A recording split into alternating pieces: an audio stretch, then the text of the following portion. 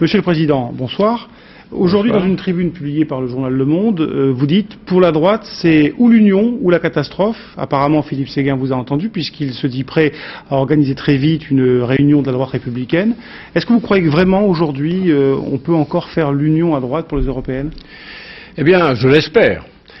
C'est un article que j'ai écrit tranquillement en Auvergne. En observant ce qui se passait, j'ai voulu fixer par écrit ma pensée en donnant un titre qui est très clair, qui est « Pour éviter la catastrophe ». Parce qu'en regardant l'évolution des événements au cours des derniers jours, on a vu qu'il y aurait, pour solliciter les voix des électeurs de l'opposition, 4 listes.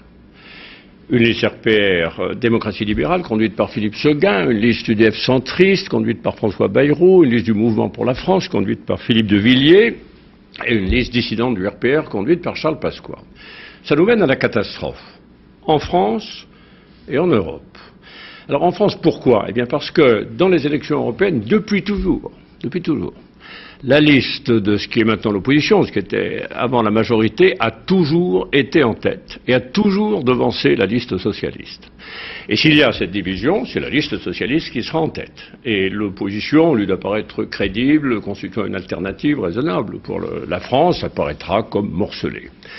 Et c'est aussi une catastrophe en Europe. Il faut penser à ça, parce que le Parlement européen, c'est pas lui qui va faire la constitution de l'Europe, c'est pas vrai du tout. Il gère quoi? Il gère le budget, il gère la politique agricole commune, il gère les fonds structurels, il faut que les forces françaises soient rassemblées. Or, avec 4 listes de l'opposition, ces forces vont être dispersées.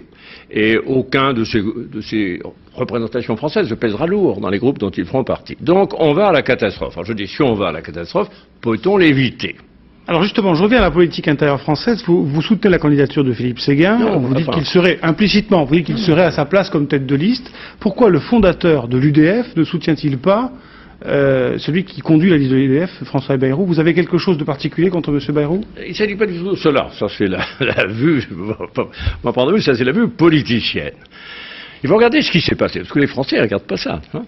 Depuis 1981, il y a eu chaque fois une liste d'union. Chaque fois. Elle a été conduite généralement par une UDF, parce que l'UDF était rassemblée, alors qu'aujourd'hui, malheureusement, comme vous le savez... Oui, j'ai conduit la 2e fois. C'était Simone Veil la première fois, moi-même la 2e fois, et Dominique Baudis la fois dernière.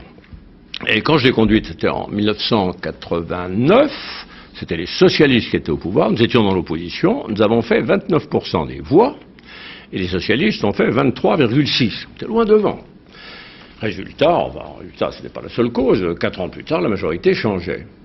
Ça serait donc la première fois que notre tendance irait en ordre dispersé et la première fois que les socialistes seraient en tête. Est-ce que c'est vraiment le signal qu'on veut envoyer en France? Alors vous me direz, il y a un désaccord sur l'affaire européenne. Alors je fais 2 remarques. On peut quand même soupçonner, enfin on n'est pas tout à fait sûr des convictions européennes de Philippe Séguin, parce qu'on se souvient de ses positions lors du référendum sur Maastricht quand même. Bien entendu. Alors, il faut quand même se rappeler que Maastricht est derrière nous, c'est 92. Que la dernière élection européenne, c'est 94, et qu'il y avait une liste commune.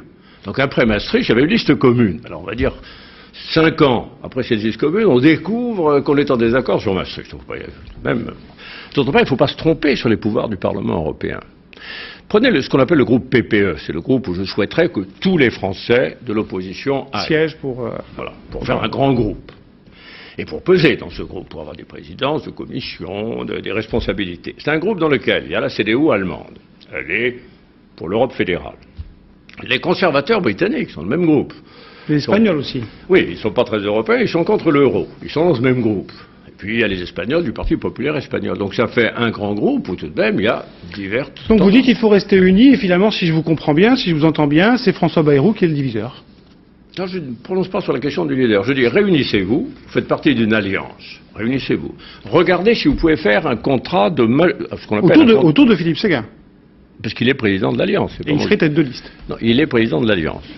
Donc, naturellement, tête de liste. Il convoque l'alliance. Non, c'est pas qu'il soit tête de liste, c'est que le RPR a vocation à être tête de liste, parce que si on prend la proportionnelle, il faut prendre la proportionnelle telle qu'elle est en France à l'heure actuelle, ils sont le premier parti de l'opposition, c'est un fait. Alors donc c'est à eux de désigner le numéro 1. C'est à l'UDF de désigner le numéro 2. Et puis ensuite, vous avez la loi proportionnelle, chacun... Monsieur le Président, j'ai une question qui me brûle les lèvres. Si ça ne fonctionne pas, vous prenez pour une liste d'union de la droite. Pourquoi vous ne la conduisez-vous pas Parce que je l'ai fait il y a 10 ans. Et que moi je souhaite que la vie politique française se renouvelle, que je souhaite d'abord qu'on envoie à Strasbourg des gens qui veulent s'investir dans l'affaire européenne. Parce que c'est un des grands défauts des Français, ils sont dispersés et ils sont absents. Et moi je voudrais que nos futurs députés européens, ils soient regroupés et présents. Il faut prendre des gens qui ont l'ambition, le désir de faire cela. Mais alors vous me dites, est-ce que ça peut encore se faire? Moi je crois que oui. Parce que lorsqu'ils vont se retrouver, ils vont se réunir, je crois, le 2 mars. Le 2 mars, c'est ça. Moi, je n'en fais pas partie. Donc je serai pas Vous n'irez pas? Ben, j'en fais pas partie. Je ne fais pas partie des instances, des partis politiques. C'est d'ailleurs tout à fait normal. Ils vont se réunir. La première question, c'est est-ce que vous pouvez étudier ensemble un programme de législature pour le Parlement européen? Ils vont l'étudier. Est-ce qu'il y aura de grands désaccords? Je ne crois pas. La deuxième question, c'est est-ce qu'on accepte de faire une liste à la proportionnelle? Chacun prenant ses cartes. Oui. Tout le monde dira oui. Et est-ce que chacun doit désigner les siens? On dira oui. Alors évidemment, si c'est Philippe Séguin, c'est le point que je mets dans mon article, il faut qu'il y ait des signaux européens. Donc il faut que Philippe Séguin se détermine très clairement dès cette réunion. Très clairement. C'est-à-dire qu'il faut qu'il indique qu'il fera la campagne correspondant à la position médiane de sa liste. Il faudra qu'il jette l'anathème sur personne. Tout à fait. Et notamment sur ceux, à la fois l'UDF... Et ainsi donc, les conditions seront réunies. Et à ce moment-là, les conditions seront réunies. Et si elles sont réunies, la liste sera en tête. La liste sera en tête. Ce qui est un signal politique fort pour la France. Et d'autre part, on enverra une délégation française forte au Parlement européen. Monsieur le Président, je vous remercie. Merci.